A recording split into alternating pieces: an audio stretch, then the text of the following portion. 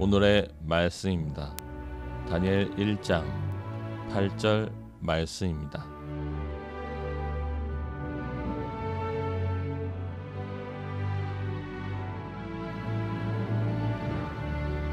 다니엘은 뜻을 정하여 왕의 음식과 그가 마시는 포도주로 자기를 더럽히지 아니하리라 하고 자기를 더럽히지 아니하도록 환관장에게 구하니 또한 사람들을 하나님의 사람으로 불러내시고 또한 그들의 삶 가운데 어떤 놀라운 은혜의 이야기를 하나님께서 친히 담아내시는지를 계속해서 살펴오고 있습니다. 우리는 하나님의 사람에 대해서 살피고 있지만 그 사람에 대하여 집중하는 것이 아니라 그 사람의 삶을 변화시키시는 하나님에 대해서 함께 집중하고 있는 것이죠. 오늘도 우리의 마음이 임하신 살아계신 하나님의 음성에 마음 다하여 집중하시는 여러분 모두가 되어지시길 바랍니다. 많은 사람들이 요즘 시대는 참으로 예수 믿기가 어려운 시대라고 이야기합니다. 청년들도 곧잘 학교나 직장에서 신앙적 가치를 지키는 일이 참으로 힘겨운 일이라고 자신의 어려움을 토로하곤 해요. 그럼 저는 도리어 되묻고 싶습니다. 그렇다면 어느 시대에는 예수를 믿는 것이 쉬운 시대가 있었습니까? 복음은 모든 믿는 사람들에게는 구원을 주시는 하나님의 능력이 되어지지만 이 세상의 예수의 십자가의 복음은 모든 시대와 모든 문화의 사람들에게 언제나 거리끼는 것이고 더불어 미련한 것이었습니다. 여러분, 이 시대에만 특별하게 예수를 믿기에 어려운 형편 가운데 우리가 처해 있는 것입니까? 오늘 내가 처한 환경이 예수를 따르기에 다른 사람들보다 더 어려운 형편 가운데 우리가 있는 것이에요.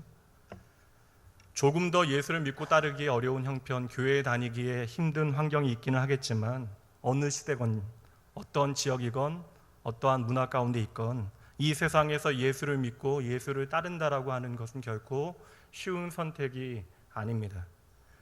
마태복음 10장 말씀 보도록 하시죠. 주님께서 제자들을 파송하시면서 그 제자들에게 주신 말씀입니다. 보라, 내가 너희를 보냄이 양을 이리 가운데로 보낸것 같도다. 그러므로 너희는 뱀같이 지혜롭고 비둘기같이 순결하라. 예수님께서 친히 훈련시키신 그의 제자들을 세상 가운데 파송하실 그때에도 양을 늑대 가운데 보냄과 같다라고 주님께서는 말씀하시는 것이죠. 여러분, 2000년 전에도 예수를 믿는 것은 쉽지 않았고요. 오늘 이 시간에도 예수를 제대로 믿는 것은 여전히 어려운 문제입니다. 믿지 않는 가정으로 시집가서 첫 번째 제사를 힘겹게 지낸 후에 울며 기도했던 자매나 회사에서 옳지 못한 일을 요구받았을 때에 당황스러웠던 경험이나 학교나 더러는 우리의 가정에서 때로는 예수를 믿는 자로 살아간다라고 하는 것이 참으로 힘겨운 때가 우리의 삶에는 있습니다. 그러나 여러분, 예수를 믿는 것이 오늘 나의 삶 가운데 버겁게 느껴진다 할지라도 그 현실을 탓하며 우리는 살아갈 수 없는 존재임을 기억해야 합니다. 예수를 믿는다라고 하는 것은요, 가치의 선택의 문제이기 때문에 그러한 것이죠. 오늘 우리는 이 모든 현실을 잠시 내려놓고 그럼에도 불구하고 내가 왜 예수를 믿는가 하는 분명한 이유를 선명하게 발견하여야 하는 것입니다. 오늘 말씀에 등장하고 있는 한 젊은이는요, 이 시대와 내가 처한 상황 가운데 신앙의 의미를 고민하고 있는 우리들에게 분명하고도 선명한 답을 던져주고 있습니다. 이 청년은 참으로 예수를 믿기 어려운 시대와 상황 가운데 자신의 삶을 살아갔던 사람이에요. 바벨론의 느부갓네살 왕이 대제국을 이루게 되어지고 이어 유다 땅을 침공하여 그 땅을 초토화시키고 더불어 그 모든 예루살렘 성벽을 완전히 무너뜨립니다. 그리고 귀족들과 모든 왕족들과 수많은 소년들을 붙잡아 포로로 잡아가게 되어졌던 것이죠. 그때 함께 잡혀갔던 사람들 가운데 오늘 본문의 말씀이 보여주고 있는 한 소년 다니엘이 등장하고 있습니다. 그리고 그의 삶 가운데 벌어졌던 이야기가 다니엘서에 기록되어져 있는 것이죠. 쉽게 이야기하면요, 다니엘은 날마다 자신의 삶 가운데 하나님을 경험할 수 있고 만날 수 있는 형편 가운데 이제 그 어디서도 하나님의 흔적을 발견하기 어려운 상황 가운데 들어가게 되어진 것입니다. 예전에 서울대 사회학과에 진학하게 되어진 한 청년이 우리 과에는 예수 믿는 사람이 하나도 없어요라고 저에게 토로했던 적이 있습니다. 한 명도 없지는 않았을 거예요. 그러나 그 가운데 내가 예수를 믿는다라고 얘기하지 못하였을 것입니다. 그 청년은 중고등부 시절을 교회에서 열심히 신앙생활하고 말씀을 배우고 기도하며 많은 사람들의 축복을 받으며 누구나 부러워하는 좋은 대학에 들어가게 되어졌는데, 도리어 그 자리가 예수를 믿는다라고 하는 이야기조차도 할 수 없는 처지에 처하게 되어진 것입니다. 이것이 오늘 우리가 서게 되어지는 현실이라는 것이죠. 당시에 모든 세계를 지배하고 있었던 바벨론이라고 하는 나라를 빼앗긴 힘없는 소수 민족으로 살아가는 것도 참으로 힘겨운 일인데, 다니엘이라고 하는 소년의 삶에 어느 날 하나님이 갑자기 사라진 것이에요. 날마다 하나님 앞에 나아가 예배했는데 그의 삶 가운데 성전도 사라지고 함께 예배하였던 믿음의 가족들도 사라졌습니다. 그리고 오늘 본문의 말씀 1장에 보면 바벨론이 이스라엘을 침공한 다음에 행한 일을 두 가지 기록하고 있는데요, 다른 많은 이들 가운데 이 두 가지 일을 기록한 이유가 있을 것이에요. 먼저는 예루살렘 성전에 사용되어졌던 기물, 그 성물을 가져다가 자신들의 신전을 채웠습니다. 그리고 똑똑한 이스라엘의 소년들을 바벨론의 문화와 가치를 가르치며 바벨론 시민으로 키워내려 했던 것이죠. 여러분, 바벨론 땅에는 이미 이스라엘과는 비교할 수 없을 정도로 엄청난 보물들이 많이 있었습니다. 그럼에도 성전의 기물들을 자신들의 신전에 갖다 놓은 이유는 분명합니다. 이제 더 이상 너희가 믿는 신 여호와 하나님은 없다라고 하는 선언이 되어지는 것이죠. 그리고 3년이라고 하는 세월 가운데 그 소년들에게 바벨론의 문화와 언어로 가르치고, 심지어 그들의 먹는 것도 바벨론식으로, 심지어 그들의 이름조차도 바벨론식으로 바꾸어 부르게 되어집니다. 우리 민족은 조금은 이것이 어떠한 상황인지 이해할 수 있을 것 같아요. 일제 시대의 창씨 계명과 같은 그러한 일입니다. 이것은 단지 이름을 바꾸는 것이 아니라 나의 아이덴티티, 정체성을 바꾸어 버리겠다라는 것이죠. 이제 너는 이스라엘 사람이 아니라 바벨론 사람으로 살아가야 한다라는 선언이에요. 이제 여호와 하나님이 아니라 바벨론의 신들을 너희는 예배하여야 한다라고 하는 이야기인 것입니다. 오늘도 마찬가지예요. 세상은 우리를 향하여 예수를 믿는 방식으로, 또한 성경이 보여주고 있는 그 가치를 가지고는 이 세상을 살아갈 수 없다, 이 세상을 살아가서는 안 된다라고 우리에게 요구합니다. 그럼에도 불구하고 다니엘서가 오늘 이 시간 변함없이 우리에게 전하여지고 있는 이유는, 그 바벨론이라고 한 하나님이 전혀 보이지도 않는 그 세상 가운데, 그러한 환경 가운데 다니엘이라고 하는 한 믿음의 사람이 하나님의 사람으로 살아갔기 때문에 그러한 것이죠. 오늘 다니엘이 처해 있는 그 현실은요, 그리스도인으로 아무것도 선택할 수 없는 그러한 상황을 살아갔던 것입니다. 나라를 잃고 적국에 끌려가 낯선 환경에서 살아갔던 전쟁 포로입니다. 그럼에도 다니엘은 그 현실 가운데 변함없이 하나님의 사람으로 살아갔던 것이죠. 도저히 불가능한 상황과 환경 가운데 대부분이 그 현실에 좌절하고, 그리하여 시대를, 또한 세태를 불평하고 원망하는 것이 전부인데, 변함없이 하나님을 예배하였던 사람, 그가 바로 하나님께서 찾으셨던 한 사람, 다니엘이었던 것이죠. 그리고 다니엘을 통하여 하나님이 없던 그 세상이 하나님을 보게 되어집니다. 다니엘서 말씀은 계속해서 14장까지 다니엘을 통하여 그 하나님 없던 그 땅이 하나님을 보게 되어지는 이야기가 반복되어지죠. 그 첫 번째 말씀이 다니엘서 2장 47절 말씀에 나옵니다. 다니엘의 삶을 보고 바벨론의 왕이 이렇게 고백합니다. 왕이 대답하여 다니엘에게 이르되, 함께 있습니다. 너희 하나님은 참으로 모든 신들의 신이시요 모든 왕의 주제시로다. 아멘. 우리를 통하여 세상이 하나님의 하나님 되심을 보는 것, 이것이 하나님의 자녀, 그의 백성의 삶이어야 하는 것이죠. 그렇다면 여러분, 오늘 여러분들은 어떠하세요? 오늘 여러분들을 통하여 세상은 하나님을 보고 있습니까?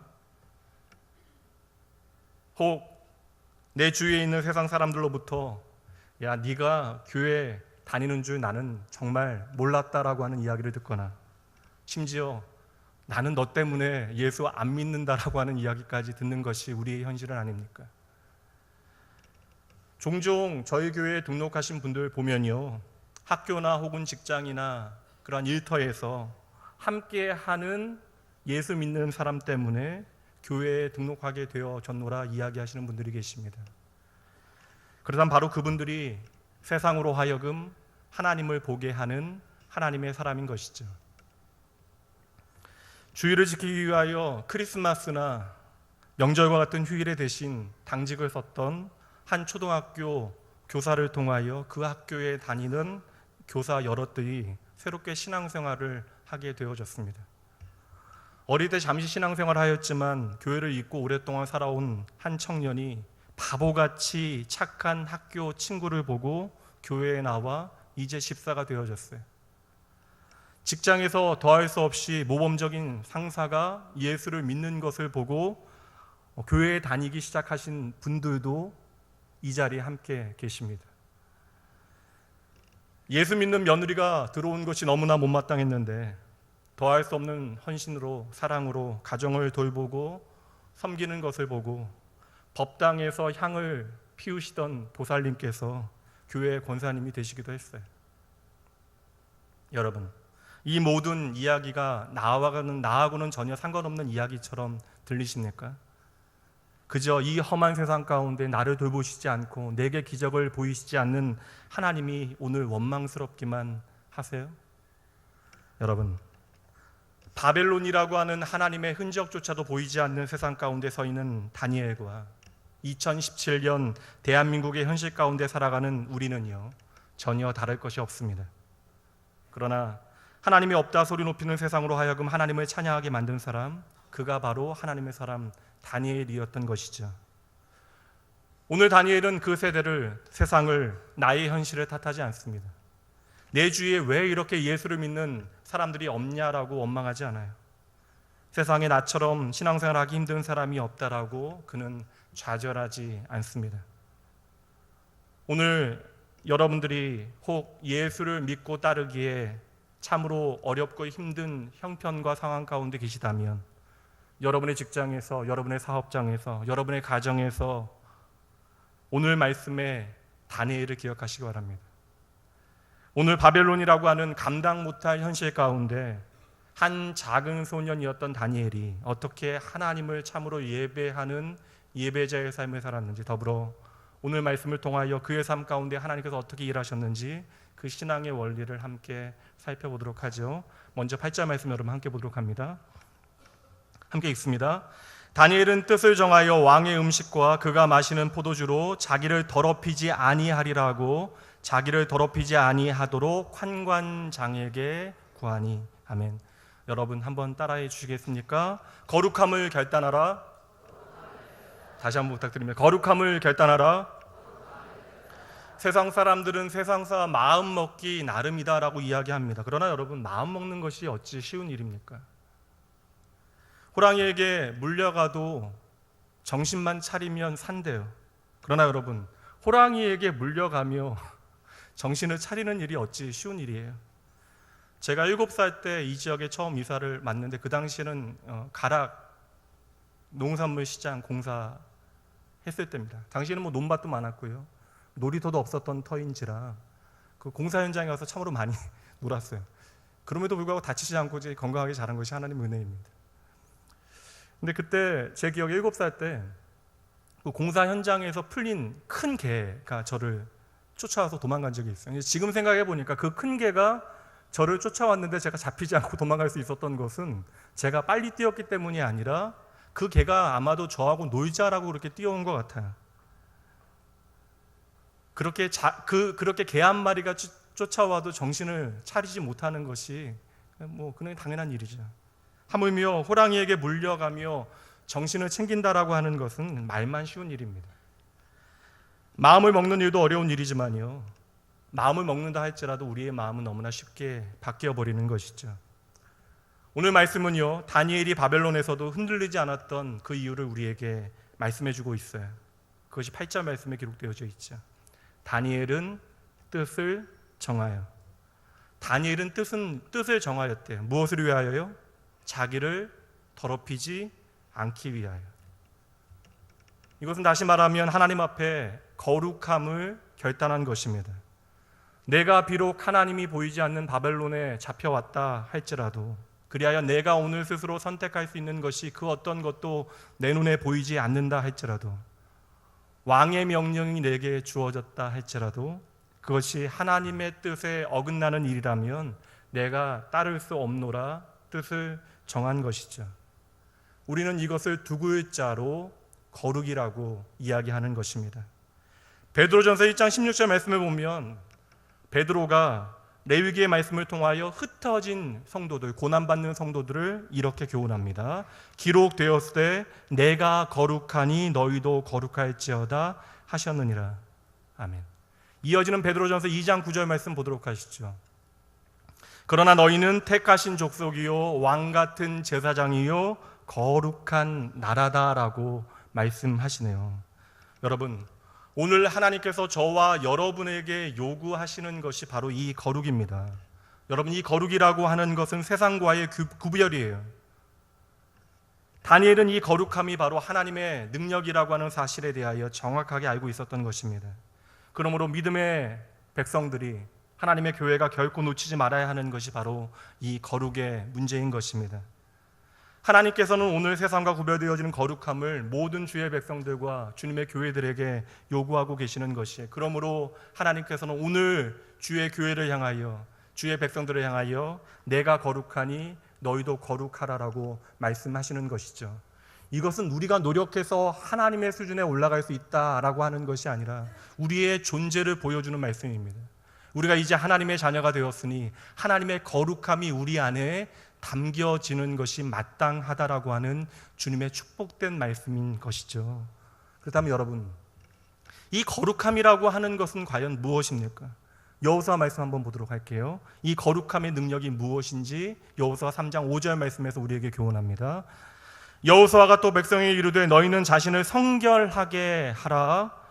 이 구별하라라고 하는 의미예요. 거룩하라라고 하는 의미입니다. 여호와께서 너희 가운데에 기이한 일들을 행하시리라. 여러분, 성도의 삶 가운데 거룩함이 나타날 때 하나님께서는 그의 삶 가운데 일하시기 시작한대요.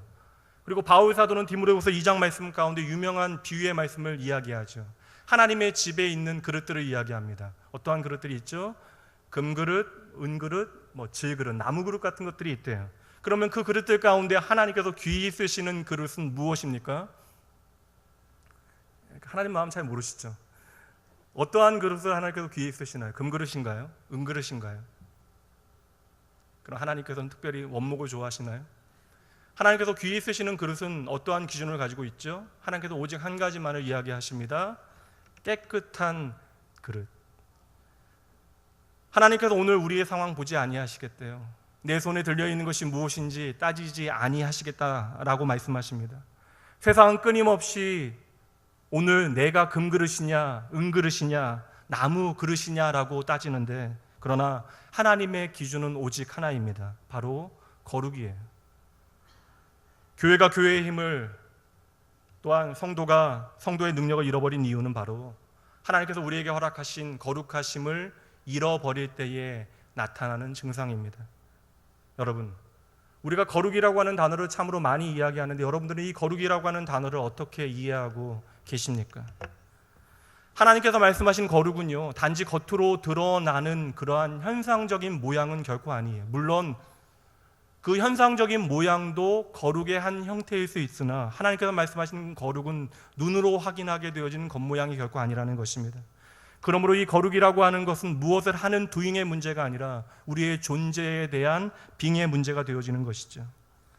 창세기 말씀에 보면요, 성도의 거룩이 무엇인지에 대하여 요셉이라고 하는 믿음의 사람을 통하여 그 거룩의 모양을 우리에게 하나님께서 교훈하십니다. 창세기 39장 2절인데 이 말씀이 요셉의 삶 가운데 계속해서 반복되어져요.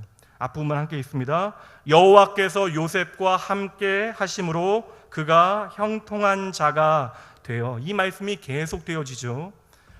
성도 여러분, 거룩이라고 하는 것은 오늘 우리가 무엇을 하느냐 하는 그러한 doing의 문제가 아니라 나의 being, 나의 존재의 문제, 내가 날마다 매 순간마다 하나님과 함께 하는 것, 이것이 바로 거룩이 되어지는 것이죠. 그리고 거룩한 하나님의 백성들의 삶이 하나님 앞에 형통하게 되어지는 것입니다. 여러분, 단순해요. 거룩의 실체는 바로 주님과 함께 하는 것입니다. 그래서 주님께서는 이 땅에 오셨을 때 나의 이름이 바로 임마누엘, 자기 백성과 함께하는 하나님이라고 말씀해 주셨던 것이죠. 그러므로 거룩을 상실했다라고 하는 것은 내가 이제 주님 안에 거하지 않는다라고 하는 것, 내 삶 가운데 주님과 동행하지 않는다라고 하는 것을 의미합니다. 그러므로 오늘 내 삶 가운데 하나님이 없는 시간과 하나님이 없는 공간이 많아지고 있다라고 하면 이것은 어느새 내 삶 가운데 하나님의 거룩이 사라지고 있다는 증거가 되어지는 것이죠. 오늘 나의 생각과 나의 말과 나의 행동 가운데, 내가 하는 선택 가운데 하나님이 안 계신 것처럼 여겨진다면 그것이 바로 나의 삶의 거룩이 사라졌다라고 하는 증거가 되어집니다. 그러므로 여러분, 성도의 거룩이라고 하는 것은 오늘 꽤 그럴듯한 모습으로 오늘 이 자리에, 여러분이 이 자리에 앉아 있는 것으로 확인되어지는 것이 아니라 내가 공부하는 학교에서, 내가 일하는 직장과 사업장에서, 내 가정에서 내가 만나고 관계하게 되어지는 모든 사람들과의 그러한 교제 가운데 확인되어져야 하는 것이죠. 그러므로 여러분, 그 거룩함의 실체는 바로 in Christ, 예수 안에서만 확인되어지는 것입니다. 예수님께서는 이 사실을 우리에게 거듭 강조해 주세요. 요한복음 15장 말씀으로 가보도록 하시죠. 4절부터 제가 읽어드립니다. 반복되어지는 표현을 여러분 잘 주목해 보십시오. 내 안에 거하라, 나도 너희 안에 거하리라. 가지가 포도나무에 붙어있지 아니하면 스스로 열매를 맺을 수 없음같이 너희도 내 안에 있지 아니하면 그러하리라. 나는 포도나무로 너희는 가지라. 그가 내 안에, 내가 그 안에 거하면 사람이 열매를 많이 맺나니 나를 떠나서는 너희가 아무것도 할 수 없다. 사람이 내 안에 거하지 아니하면 가지처럼 밖에 버려져 마르나니 사람들이 그것을 모아다가 불에 던져 사르느니라. 7절 말씀 함께 읽도록 하죠. 너희가 내 안에 거하고 내 말이 너희 안에 거하면 무엇이든지 원하는 대로 구하라. 그리하면 이루리라. 아멘. 하나님이신 예수 그리스도께서는 성도의 삶의 거룩을 설명하세요. 그 거룩이 바로 내가 너 안에, 너가 내 안에 거하는 것이래요. 그때에 우리의 삶이 형통케 되어진다라고 말씀하십니다. 세상은 알 수 없는 이 하나님의 형통함의 비밀을 우리가 깨닫게 되어진다라는 거예요. 사랑하는 성도 여러분, 예수 안에 거하셔야 합니다. 언제든지 어디서든지 그분과 동행해야 하는 것이에요. 이것이 바로 하나님께서 우리의 삶에 요구하시고 기뻐하시는 성도의 거룩입니다. 이것이 바로 하나님께서 우리의 삶에 일하시는 성도의 능력이 되어지는 것이에요. 어느 목사님께서 새로 교회에 부임하시어 동네 구멍가게에 방문을 하셨어요. 그 주인이 동네에 새로 이사를 왔느냐고 물으면서 혹 교회에 다니려거든 이 교회에 한번 가보라고, 그 교회 새로운 목사가 설교를 참으로 잘한다라고 이야기를 합니다. 그 주인이 말한 교회가 내가 부임한 교회예요. 그래서 반가운 마음에 그 목사가 어떻게 설교를 하기에 그렇게 설교가 좋습니까? 라고 물어봤더니 나는 모른다고. 하지만 요사이 그 교회에 다니는 사람들이 외상값을 다 갚았다고 이야기합니다. 여러분, 외상값을 갚았기 때문에 거룩한 것이 아닙니다. 거룩해지면, 다시 말해 하나님과 동행하는 삶을 살면 외상값을 갚게 되는 것이죠. 거룩해지면 삶의 변화는요, 삶의 변화의 이야기는 우리의 삶 가운데 열매로 당연히 뒤따르게 되어지는 것이에요.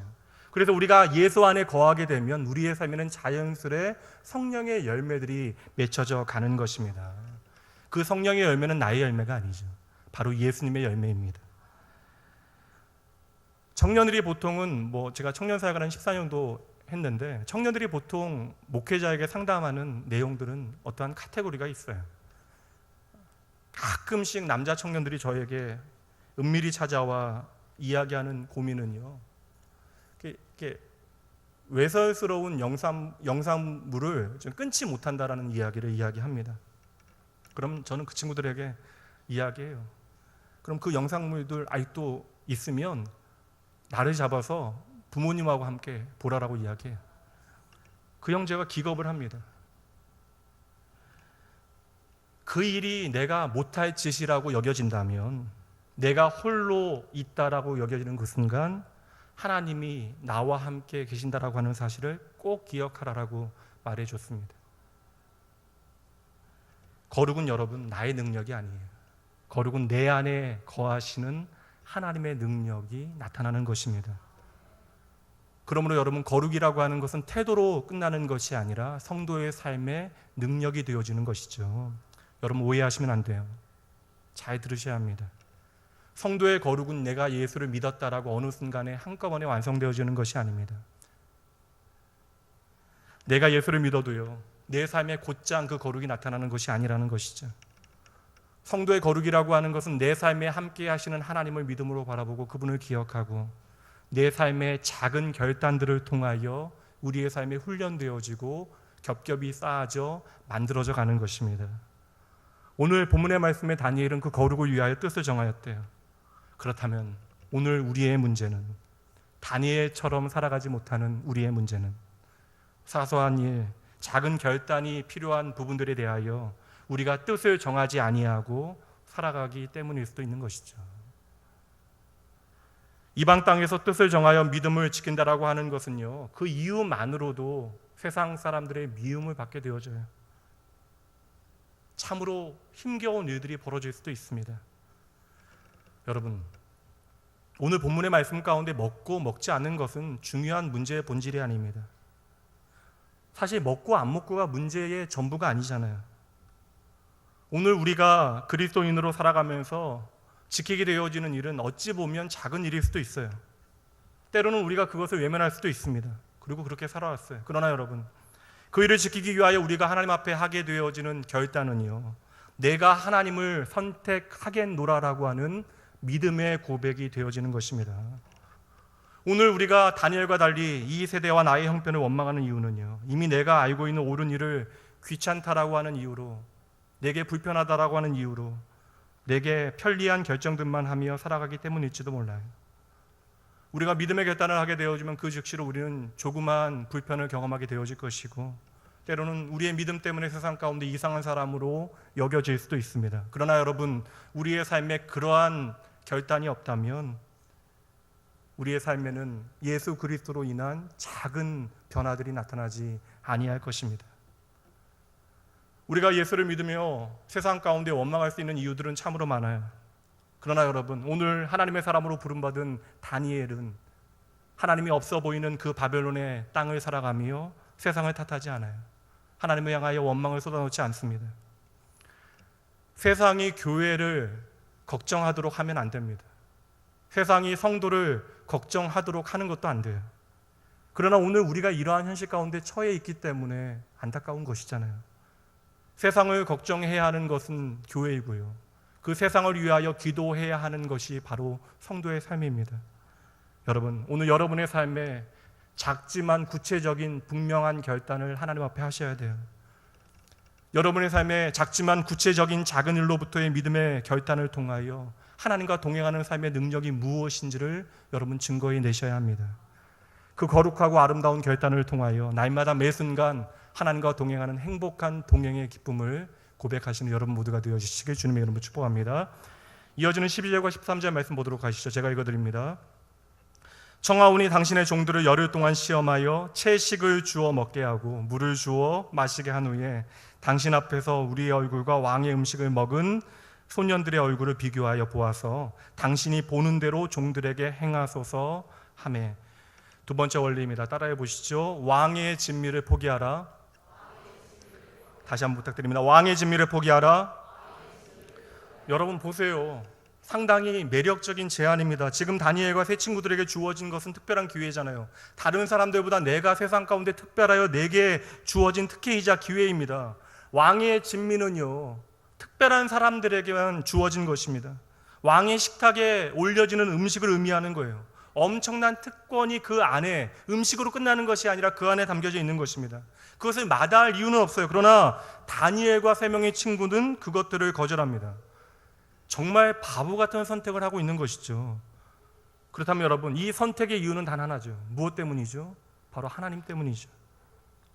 이 왕의 진미를 먹는 것을 하나님께서 원치 아니하신다라고 하는 사실을 다니엘은 너무나 잘 알고 있었던 것입니다. 그 이유는 무엇이에요? 내가 바벨론에 살지라도 하나님께서 오늘 나와 함께 하신다라고 하는 사실을 알고 있으니, 그리하여 하나님과 동행하는 삶을 날마다 살아내니 당연히 내 삶에 하나님의 뜻이 무엇인지, 그분의 마음이 무엇인지를 다니엘은 결코 놓치지 않았던 것이죠. 다니엘이 오늘 왕의 진미를 거부하는 이유는 단 한 가지입니다. 이것이 우상에게 바쳐졌던 제물이었기 때문인 것이죠. 그리고 이 우상에게 바쳐졌던 제물을 먹는다라고 하는 것은 하나님의 백성으로 살아간다라고 하는 것이 믿지 않는 사람들에게 오해되어질 수 있는 형편이기에 다니엘은 단호히 이것을 거절하였던 것입니다. 단순히 여러분, 먹지 않는 것에서만 끝난다면 우리도 할 수 있어요. 믿음으로 먹지 않을 수 있습니다. 그러나 여러분, 중요한 것은요, 왕의 진미를 먹지 않는 것에서 끝나는 것이 아니라 그럼에도 불구하고 건강한 모습을 왕 앞에 보여야 한다는 것이죠. 그러므로 여러분, 이것은 취향의 문제가 아닙니다. 단순한 선택의 문제가 아니라 이 선택은 나의 생명과 연관되어지는 문제가 되어집니다. 다니엘은 지금 아예 세상의 계산과 그 세상의 성공의 모든 방식과 방편들을 따르지 아니하기로 결정한 것이에요. 이처럼 성경에는 하나님을 위하여 무언가를 포기한 사람들과 그렇지 않은 사람들이 교차적으로 등장하고 있습니다. 출애굽기 16장 3절 말씀 보시죠. 하나님의 은혜를 경험하고도 자신의 것을 포기하지 못했던 안타까운 인생들이 등장하고 있어요. 이스라엘 자손이 그들에게 이르되 우리가 애굽 땅에서 고기 가마 곁에 앉아 있던 때와 떡을 배불리 먹던 때에 여호와의 손에 죽었더라면 좋았을 것을 너희가 이 광야로 우리를 인도해내어 온 회중이 줄여 죽게 하는도다.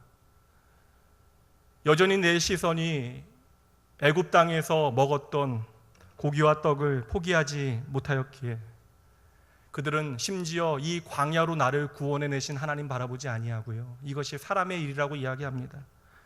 그리고 애굽의 고기와 떡을 항상 내 마음에 품고 살아갔던 그 출애굽 1세대의 마지막은 약속의 땅 가나안이 아니라 그 메마른 광야에서 마지막을 맞이하게 되어집니다. 신약 성경에도 스스로 생명의 주님을 찾아와서 자신의 것을 포기하지 못했던 안타까운 인생이 소개되어져요. 마태복음 19장 말씀입니다. 예수께서 이르시되 내가 온전하고다 할진대 가서 내 소유를 팔아 가난한 자들에게 주라. 그리하면 하늘에서 보화가 내게 있음이라. 그리고 와서 나를 따르라 하시니 그 청년이 재물이 많음으로 이 말씀을 듣고 근심하며 가니라. 생명의 주님을 만나고도 내 손에 들린 재물을 포기하지 못해 주님을 떠나가는 안타까운 선택을 하게 되었던 것이죠. 이것은 여러분, 물질의 문제가 아닙니다. 주님께서는 그 청년의 마음을 아셨던 것이에요. 내가 나의 생명보다도 더 중요하게 붙잡고 있는 것이 무엇인지를 주님께서는 보셨던 것이죠. 반대로 포기하였던 사람들도 등장합니다. 한 말씀만 볼게요.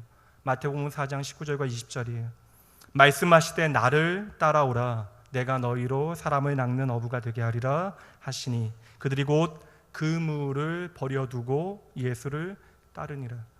예수의 부르심에 응답하여 주님을 따른 제자들은요, 적어도 자신의 것을 내려놓고 포기했습니다. 그래서 주님께서 제자로 부르시는 그 장면에는 버리다라고 하는 단어와 따르다라고 하는 동사가 언제나 함께 짝이 되어 등장하고 있는 것이죠. 여러분, 예수를 믿는다라고 하는 것, 예수를 따른다라는 것은요, 우리의 삶에 무언가를 버리고 포기하는 것을 의미합니다. 선택의 문제이기 때문에 그러한 것이죠. 내 삶에 주어진 세상의 왕의 진미보다도 더 귀하신 하나님을 선택하는 것입니다. 다니엘은 그 신앙의 참된 의미, 내 신앙의 아이덴티티를 지키기 위하여 왕의 진미와 그 포도주를 마시지 않기로 결단한 것입니다. 이것은 자신의 신앙을 지키고자 하는 분명한 마지노선이 되어졌던 것이죠. 실제로 많은 성도들이 하나님의 은혜에 감사하며 내 삶에 하나님 앞에 결단하며 뜻을 정합니다. 그러나 이내 내 눈에 내가 포기해야 하는 것들, 그 모든 손해와 아픔에 대한 두려움이 내게 다가오게 되어져요.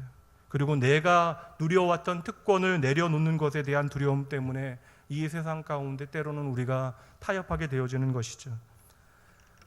조금만 비굴하면 행복하게 살 수 있다라고 하는 제목의 책이 있습니다. 책의 내용은 그 내용은 아니긴 해요. 그러나 이 책의 제목대로 조금만 타협하면 우리가 누릴 수 있는 특권들이 이 땅에는 참으로 많이 있습니다. 그래서 믿음의 사람들도 이 땅에 시선을 두고 살아가다 보면 적당히 세상과 타협하며 살아가게 되어지는 것이죠. 그러나 여러분, 기억하셔야 합니다. 한 번의 타협은 그 한 번만으로 결코 끝나지가 않는다라는 것이죠. 사랑하는 성도 여러분, 오늘도 하나님께서는 그 먼 옛날 다니엘처럼 우리의 삶 가운데 우선순위가 무엇인지를 먼저 확인하십니다. 이것은 하나님의 억지나 우격다짐이 아니에요. 하나님을 선택하는 자에게 주어지는 것이 생명입니다. 이것은 우리의 생명의 문제예요. 우리의 삶 가운데 하나님을 선택하게 되어질 때 우리가 포기해야 하는 것들이 분명히 있습니다. 그때 우리가 해야 하는 것은요, 왕의 진미 대신 하나님을 선택하는 것이죠. 그 다음은 우리가 걱정할 필요가 없습니다. 그 다음 이야기는 하나님께서 책임지시고 하나님께서 행하시는 이야기가 되어지는 것입니다. 다니엘은 왕의 진미 대신 하나님을 선택했어요. 그 다음에 대해서 여러분 계산을 다 하고 이 일을 행했겠습니까? 아무 계산하지 않았어요. 내 삶에 함께 하시는 하나님을 기억하고 그 말씀으로 하나님을 선택한 것입니다. 자신의 삶에 하나님께서 말씀을 통하여 보이신 우선순위를 따라서 선택한 것이죠. 다시 말하면 하나님의 말씀대로 순종한 것입니다. 그리고 그 다음에 모든 결과는 하나님께서 책임지셔요.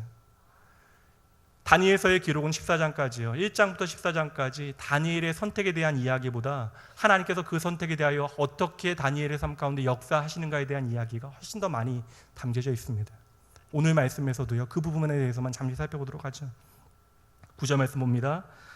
하나님이 다니엘로 하여금 환관장에게 은혜와 긍휼을 얻게 하시니라. 여러분 잘 보셔야 돼요. 오늘 이 자리에 있는 우리 모두가 하나님의 은혜와 하나님의 긍휼을 힘입어 살아가고 있습니다. 그러나 여러분, 하나님과 동행하지 않으면요, 내 삶에 허락하시는 하나님의 그 은혜와 긍휼을 우리가 바라보지 못하는 거예요. 지금 이 9절의 고백은 다니엘이 하나님을 향하여 하고 있는 고백입니다. 다니엘은 이 형편 가운데 나에게 허락되어진 모든 것들이 우연이 아니라 하나님의 은혜이며 섭리임을 정확하게 보고 있는 것이죠. 그래서 다니엘은 언제나 하나님이라고 고백하고 있는 것입니다. 15절 말씀이에요. 열흘 후에 그들의 얼굴이 더욱 아름답고 살이 더욱 윤택하여 왕의 음식을 먹는 다른 소년들보다 더 좋아 보인지라. 역시 채소만 이렇게 3주 먹으면 디톡스가 되어서 좋아지는 건가요? 그 말씀이 아니잖아요. 이 모든 일을 행하신 분이 여호와 하나님이심을 다니엘은 고백하고 있는 것이죠. 17절 말씀 보세요. 동일한 고백이 나옵니다. 하나님이 이 네 소년에게 학문을 주시고 모든 서적을 깨닫게 하시고 지혜를 주셨으니 다니엘은 또 모든 환상과 꿈을 깨달아 알더라. 구약의 하나님의 이 모든 환상과 꿈은 바로 하나님의 비전이에요. 바로 하나님의 계시의 말씀을 의미하고 있는 것입니다.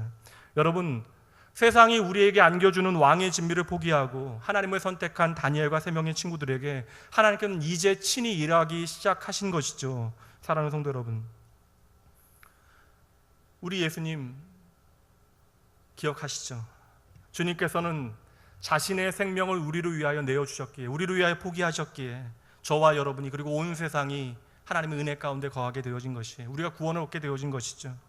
그 예수 그리스도를 생명으로 만나게 되어진 베드로가 은과 금을 포기하였기에 오직 내게 있는 예수 그리스도만을 자랑하고 그 생명을 구하는 하나님의 놀라운 복음의 증인이 되어졌던 것입니다.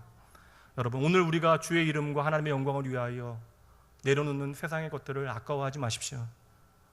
주님께서는 우리에게 희생을 요구하시는 것이 아니에요. 그를 통하여 우리에게 보이시는 하나님의 영광을 나타내 주실 것입니다. 예전에 의료 선교팀에서 코디네이터로 그 선교 일정에 함께 참여하게 되어지면 그 선생님들께서 자주 하시던 이야기가 있어요. 일주일에서 길게는 2주, 3주까지 행사를 하게 되어지는데 개인 병원 운영하시는 분들도 계시고 종합병원에서 근무하시는 분들도 계셨습니다. 일주일씩, 2주일씩 병원문을 닫거나 혹은 다른 의사를 불러서 돈을 지불하면서 병원을 여는 것, 더불은 휴가를 내는 것이 얼마나 손해가 되어지는지 그분들은 자주 이야기하셨습니다. 그런데도 그렇게 그 손해에 대해서 이야기하시면서 매년마다 참석을 하세요. 그 이유는 내가 포기한 것과는 비교할 수 없는 하나님께서 내게 주시는 행복을 경험하게 되어지기 때문에 그러한 것이죠. 그 작은 포기를 통하여 비교할 수 없는 하나님의 놀라운 축복들을 그분들은 자신들의 삶 가운데 경험하기 때문에 그러한 것입니다. 여러분, 왕의 진미를 포기하는 것에서 끝나는 것이 아니에요. 왕의 진미를 믿음으로 포기한 다니엘과 그 세 친구의 삶 가운데 이제 하나님께서 일하기 시작하십니다. 그들의 삶을 하나님께서 인도하시고 책임지기 시작하시는 것이에요. 여러분, 그들의 삶을 통하여 하나님이 없는 바벨론 땅 가운데 하나님의 이름이 높임을 받게 되어져요. 세상으로 하나님을 예배하고 찬양하게 하는 삶보다 더 귀한 성도의 삶은 없는 것입니다. 마지막이에요, 여러분. 17절 말씀 보도록 합니다. 함께 다시 한번 읽도록 하죠. 하나님이 이 네 소년에게 학문을 주시고 모든 서적을 깨닫게 하시고 지혜를 주셨으니 다니엘은 또 모든 환상과 꿈을 깨달아 알더라. 여러분 한번 따라해 보시죠. 하나님의 주권을 인정하라. 다시 한번 부탁드립니다. 하나님의 주권을 인정하라. 시간이 많지 않으니까 이 부분은 오후에 좀 더 자세히 설명하도록 하겠습니다. 유다가 바벨론에 망하게 되어진 그것, 더불어 다니엘이 포로로 바벨론에 잡혀오게 되어진 그것조차도 다니엘은 모두가 하나님의 주권이었음을 고백하고 있는 것입니다. 많은 사람들이 오해하고 있는 것이 있어요. 하나님의 주권을 그 어떤 숙명론이나 운명론으로 오해하고 있는 것입니다. 그 운명의 수레바퀴 가운데 우리가 살아가고 있는 것으로 오해하고 있어요. 그러나 여러분, 우리의 그 어떤 선택에도 불구하고 하나님은 오늘도 우리를 위하여 열심히 일하신다라고 하는 것이 하나님의 주권입니다.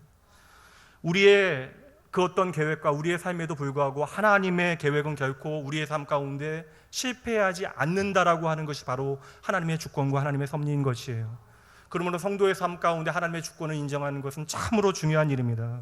여러분, 하나님의 주권을 인정하는 것은요, 우리의 삶에 하나님이 없으면 내가 아무것도 아니라라고 하는 고백이 담겨지는 것이죠. 오늘 하나님이 계시기에 내가 있음을 믿으십니까? 여러분, 오늘 하나님이 계시기에 오늘 내가 이렇게 하나님을 예배할 수 있음을 믿으십니까? 기독교 신앙은요, 바로 이 하나님의 주권과 섭리를 인정하는 것으로부터 출발하고 있는 것이에요. 다니엘서의 1장에 등장하고 있는 소년 다니엘의 모습부터 다니엘서의 마지막 장의 노년의 다니엘의 모습까지 다니엘은 변함없는 모습을 우리에게 보여줍니다. 포로의 자리에서 느부갓네살 왕, 벨사사 왕, 더불어 다리오 왕까지 세 왕을 섬기는 총리의 자리에 있을 그때에 다니엘의 중심은 전혀 흔들리지 아니하였습니다. 이것은 다니엘의 능력이나 다니엘의 의지를 우리에게 보여주고 있는 것이 아니에요. 그의 안에 함께 하시는 하나님의 주권과 그 능력에 대한 다니엘의 분명한 확신 있는 믿음 때문에 하나님께서는 그 가운데 역사하셨던 것이죠. 어떠한 사람들은 다니엘이 조금 유별나다라고 이야기합니다. 그러나 여러분, 다니엘이 세상이 요구하는 대로 그렇게 자신의 생각이나 소견에 따라 행하였다면 그는 세상 가운데 조금 더 성공하고 세상을 기쁘게 하는 일은 할 수 있었을지 몰라도 결코 하나님을 기쁘시게 하는 삶은 살아가지 못했을 것입니다. 다니엘은 세상이 아니라 결국 하나님을 선택한 것이에요. 그리고 하나님을 기쁘시게 하는 삶을 목적 삼은 것입니다. 그리고 그러한 다니엘을 통하여 일하시는 하나님께서는 다니엘의 삶의 순간순간마다 그의 전능하신 일하심을, 그 주권을, 살아계심을 나타내신 것이죠. 여러분, 다니엘이 믿은 것은 단순해요. 내게 생명을 주신 분도 또한 이것을 걷어가실 수 있는 분도 오직 여호와 하나님이심을 믿은 것입니다. 나를 높이시는 분도 여호와 하나님이시고 나를 낮추시는 분도 하나님이심을 오직 믿었던 것이에요. 그러니 세상을 두려워할 필요가 없었던 것이에요.